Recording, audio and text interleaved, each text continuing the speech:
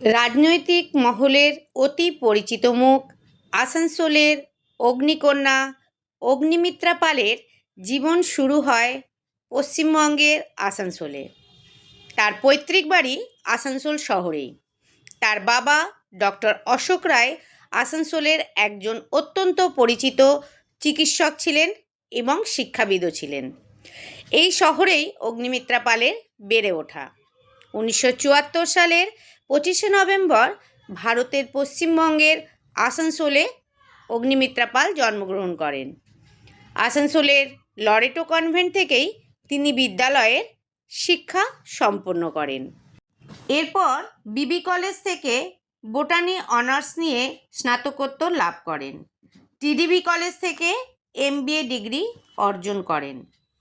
তারপর Birla institute of liberal arts and manage science থেকে fashion technology নিয়ে ডিপ্লোমা করেন। রাজনীতিতে আসার আগে তিনি কলকাতার এক প্রখ্যাত ফ্যাশন ডিজাইনার হিসেবে পরিচিতি লাভ করেছিলেন। তিনি কলকাতাতেই থেমে থাকেননি, সুদূর মুম্বাইয়েও তার প্রতিভা নিয়ে পাড়ি দিয়েছিলেন।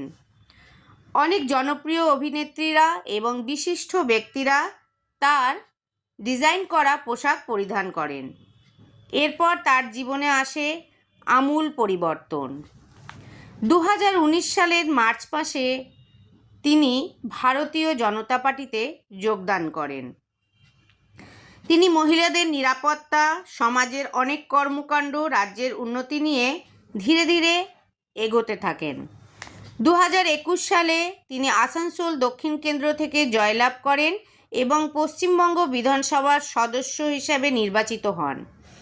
তিনি বিজেপি মহিলা মোর্চার পশ্চিমবঙ্গ ইউনিটের সভাপতি এবং রাজ্য বিজেপির সাধারণ সম্পাদক ও সহ সভাপতি হিসেবে দায়িত্ব পালন করেছেন।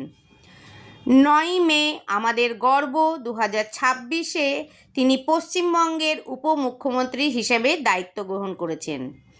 আমাদের তরফ থেকে দিদিকে রইল অনেক শুভকামনা ও শুভেচ্ছা।